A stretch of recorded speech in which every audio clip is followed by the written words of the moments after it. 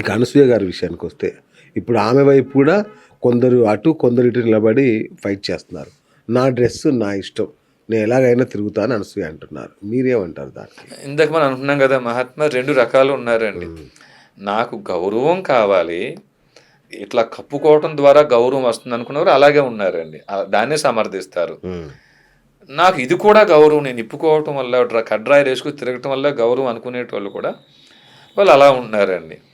కాబట్టి ఇక్కడ మనం 100% వారి వారి ఇష్టానికి వదిలేయటం తప్ప మనం పాటించినటువంటి ఏమిటండి, మనం పాటించిన ఆచారాన్ని ఒకరి మీద రుద్దకూడదండి. ఇప్పుడు మనం పాటించే మరి సంస్కృతి ముందుకెలా వెళ్ళడం అంటే, సంస్కృతి అంటే ఏమిటండి, మన ఆచారాలు, మన ఆచార ధర్మం అంటే ఏమిటండి? ఏ రాముడిని అయితే మనం గౌరవిస్తున్నామో, ఏ రాముడిని అయితే మనం పూజిస్తున్నామో, ఆ రాముడు నడిచిన మార్గంలో నడవగలగటమే సంస్కృతి అండి. మరి రాముడు ఏం చేశాడండి? జీవితాంతం త్యాగం చేశాడు ఆయన. ఈ త్యాగం మనం చేయగలమండి?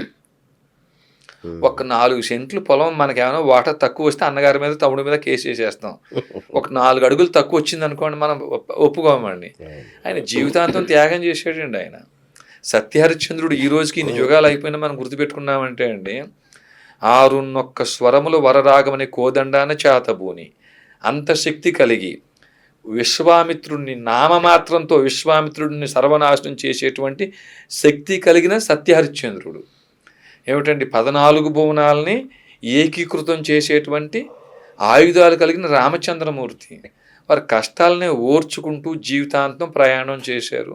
ఇన్ని యుగాలైనా మనం శివుడినైనా, దుర్గమ్మనైనా, వినాయకుడినైనా, కుమారస్వామినైనా జీవితాంతం వారు చేసిన త్యాగాలు, వారు చేసిన దుష్ట శిక్షణ శిష్ట రక్షణ ఆధారంగా మనం ఇన్ని యుగాలైనా వారిని పూజిస్తుంటే, ఇప్పుడు మరి మనం శరీర సుఖాలు కోరుకుని నాకు ఇంకా 4 బిల్డింగ్లు కావాలండి, మా పిల్లల్ని అమెరికా పంపించాలండి, లేకపోతే జపానో జర్మనో రష్యా పంపించాలండి అని మన శరీర సుఖాల కోసం కోరుకొని కోరికలతో పూజలు చేసేటువంటి తత్వాన్ని సనాతన ధర్మం అంటే తప్పండి. అది సనాతన ధర్మం అంటేనే దుష్ట శిక్షణ శిష్ట రక్షణ. ఇది లేకుండా కేవలం మరి మనం ఈ బట్టలు కట్టుకోవడం ద్వారా సంస్కృతి అంటే మాత్రం దాన్ని మనం ఒప్పుకోవాల్సిన పని లేదు. అన్వేష్, పంచ కట్టుకుంటున్నారా మీరు? పంచ కట్టుకున్నప్పుడు చెప్పండి, వాళ్ళు చీర కట్టుకుంటారు అంటున్నాడు, దాన్ని ఏమంటారు? మరి సహజంగానే మనం వారిని ఎప్పుడైతే మనం బంధించి మన సనాతన సంప్రదాయం ప్రకారంగా మీరు ఇలాంటి బట్టలు చీరలు ధరించండి, మీరు ధోతీలని మనం చెప్తున్నామా, మరి అదే సంప్రదాయం ప్రకారంగా మనం కూడా పంచే కట్టుకోవాలి. మన పూర్వీకులు అదే కదండి మరి. కాబట్టి ఆయన అన్న మాటలో తప్పు అయితే ఏమీ లేదండి. మనం ఆచరించుకోండి, ఇంకొకరికి చెప్పకూడదు. సార్, ఇప్పుడు అనసూయ గారు నా బట్టలు నా ఇష్టం, నేను ఎలా ఉన్నా కూడా మీలో ఫీలింగ్స్ కలగొద్దు, మీరు ఎట్లా పడితే అట్లా మేము అట్లే ఉంటాను నేను, మీలో మాత్రం ఎలాంటి ఫీలింగ్స్ కలగొద్దు అంటున్నారు.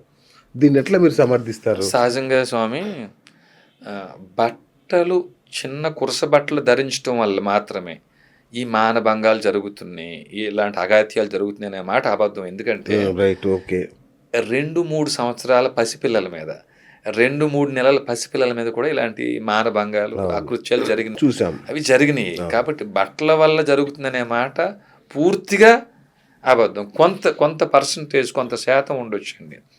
ఇంకా రెండవది, మంచివాడికి మీరు ఒక 100 మంది పిల్లల్ని కూర్చోబెట్టండి, మీరు ఇక్కడ కూర్చోబెట్టి ఒక బూతి సినిమా వేయండి, బూతు అశ్లీలం ప్రదర్శించండి. మీరు ఈ 100 మందిలో మంచి వాళ్ళు ఏం చేస్తారంటే ఆ బూతులో కూడా మంచిని తీసుకుంటారండి వీళ్ళు. ఎలా ఉండకూడదు అనే విషయం తీసుకుంటారండి. ఈ 100 మంది పిల్లలకి రామాయణం వేసి చూపించండి, మంచి గ్రంథం సినిమా వేసి చూపించండి. దాంట్లో చెడ్డవాళ్ళు ఏం చేస్తారంటే రామాయణంలో కూడా బూతులు వెతుకుతారండి. సో మంచివాడు ఎప్పుడూ కూడా చెడులో మంచిని తీసుకుంటాడు, చెడ్డవాడు ఎప్పుడూ కూడా మంచిలో కూడా చెడుని వెతుకుతుంటాడు. అంటే బై బర్త్ మంచి చెడ్డ వచ్చేస్తారా? బై బర్త్ వస్తుందండి, బై బర్త్ వస్తుంది. నేను అంటలేదు ఇది. పూర్వాభ్యాసిన తేనై విహరీతే వ్యవసోపి సహ జిజ్ఞాసురపి యోగేశ శబ్ద బ్రహ్మాతి వర్తితే, భగవద్గీత అండి ఇది, నేను అంటట్లేదు. మీరు పూర్వజన్మలో ఏ యోగాన్ని కలిగి ఉన్నారు, ఈ జన్మలో అప్రయత్నంగా ఆ యోగం వైపు, పూర్వజన్మలో ఏ యోగాన్ని కలిగి ఉన్నారు ఆ యోగం వైపే నెట్టబడతారటండి. ఇప్పుడు ఉదాహరణకి, ఇప్పుడు దుర్యోధనుడు ధర్మరాజు పుట్టారు అనుకుందామండి. ఇద్దరూ ఒకే ఇంట్లో ఒకే తండ్రికి జన్మించిన ధర్మరాజు పూర్వజన్మలో ఏ అభ్యాసాన్ని కలిగి ఉన్నాడో అభ్యాసాన్ని కోల్పోడండి ఆయన. దుర్యోధనుడు పూర్వజన్మలో ఏ అభ్యాసాన్ని కలిగి ఉన్నాడో ఆ అభ్యాసాన్ని ఆయన కోల్పోడండి.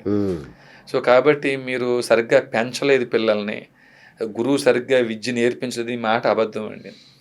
100 మంది పిల్లలకి ఒకటే గురువు పాఠం నేర్పించినా ఈ పాఠం 100 మందికి 100 రకాలుగా అర్థమవుతుంది. ఎలా ఉన్నా ఈ బోధన చాగంటి చెప్పేవి, మీరు చెప్పేవి ఏమి వేస్ట్ అంటారు. ఇక వాళ్ళు సహజంగా వాడు చెడ్డవాడే కాబట్టి చాగంటి గారు కానీ, లేకపోతే మీరు కానీ, నేను కానీ, ఇంకెవరైనా కానీ ఏ నియమాన్ని ఏ పని చేయటం కోసం మనం పాత్ర తీసుకున్నామో పని చేస్తుంటామండి.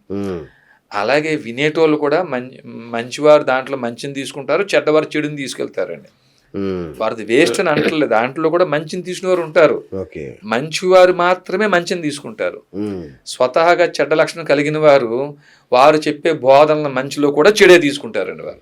ఇప్పుడు దొంగ వాల్మీకిగా మారిన సందర్భం మనం చూసాము. మరి ఇలాంటివి జరగవా? మీరు ఇట్లా దొంగ వాల్మీకిగా మారాడు అంటున్నారు. ఎంతమంది దొంగలు వాల్మీకిగా మారారు? ఒకవేళ మారినా ఏ దొంగ వాల్మీకిగా మారటానికి అవకాశం ఉండేటువంటి లక్షణాన్ని పుణికి పుచ్చుకుని జన్మ తీసుకున్నారో వారు మారుతారండి. వారి కోసమే మీరు చెప్పేటువంటి గరికపాటి గారు కానీ, చాగంటి గారు కానీ, లేకపోతే తమబోటి వారు చేసే ప్రయత్నం కానీ దానికి ఉపయోగపడుతుందండి. దానికి ఎవరైతే ఉదాహరణకి దుర్యోధనుడు ఉన్నాడండి, మరి కృష్ణుడు చెప్తే మారాడండి దుర్యోధనుడు? ద్రోణుడు చెప్తే మారేరా? భీష్ముడు చెప్తే మారాడా? రావణాసురుడు ఉన్నాడండి, విభీషణుడు చెప్తే మారాడండి అయ్యా? మరి ఒకే తండ్రికి పిల్లలు కదండి వాళ్ళు. మరి విభీషణుడు ఏమైనా చెడ్డవాడయ్యాడా? మంచి లక్షణాన్ని కలిగి జన్మ తీసుకున్నాడు ఆయన చెడు లక్షణాన్ని కలిగి ఆయన జన్మ తీసుకున్నారు ఆయన.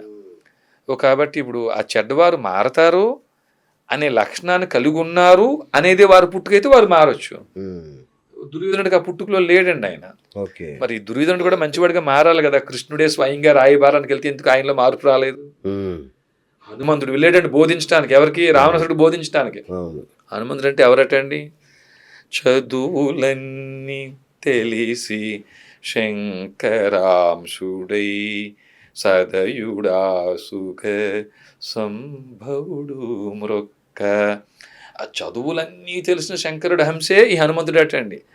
ఆయన చెప్తేనే రావణాసుడు మారలేదటండి. రాముడు వింటాడండి, మీరు చెప్పినా వింటాడు, నేను చెప్పినా వింటాడు, రావణాసురుడు వినండి, ఎన్ని జన్మలు ఎత్తినా వినండి. అలా కాదండి. జై విజయులు కథ ఒకటి ఉందండి. ఆ జై విజయులే రావణాసురుడుగా, కుంభకర్ణుడుగా, తర్వాత హిరణ్యకశిపుడుగా, హిరణ్యాక్షుడిగా జన్మలు జరిగినాయి కదండి. కాబట్టి జై విజయులకి ఆ శాపం ఉంది కాబట్టి ఇలా తయారయ్యారు అంటారండి. అసలు జై విజయులకి ఆ లక్షణం ఉండబట్టే, అహంకార ప్రవర్తన లక్షణం ఉండబట్టే కదా వారు మునులతో గొడవ పెట్టుకోవటం. వారికే సత్వగుణం ఉందనుకోండి, తమో గుణం కాకుండాను, ఆ మునులు శాపానికి గురేవాల్సిన అవసరం ఎందుకు వచ్చిందండి ఇప్పుడు వారికి? అసలు ఎవరైనా చెప్పేటోళ్ళు జయ విజయులు వైకుంఠ ద్వారానికి కాపలాదారులకి ఎలా వచ్చారు? ఆ ముందు చరిత్ర ఏమిటి? వీరు బ్రహ్మ సృష్టి అవతల వారా ఇవతల వారా? బ్రహ్మ 14 మంది కుమారులు తర్వాత సంతత, లేకపోతే బ్రహ్మ సృష్టి కంటే ముందే ఈ జై విజయులు ఉన్నారా? ఇది స్వరార్ణ వల్ల ఉందండి. వీరు స్వరార్ణంలో చెప్పబడింది జై విజయులు కూడా ఎక్కడికెళ్తే రాజభోగాలు దొరుకుతాయి మనకి అని గ్రహించి మరి బ్రహ్మదేవుడు వరం పొంది అక్కడ పోస్ట్ కొట్టేశారండి వీళ్ళు.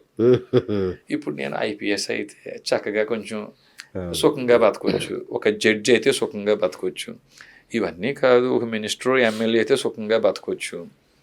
ఏమండి, ఎలా అయితే మనం శరీరాల సుఖాలు కోరుకుని ఆ పోస్టులు ఆ పదవులు ఎంపిక చేసుకున్నామో అలాగే వారు కూడా ఎంపిక చేసుకున్నారు.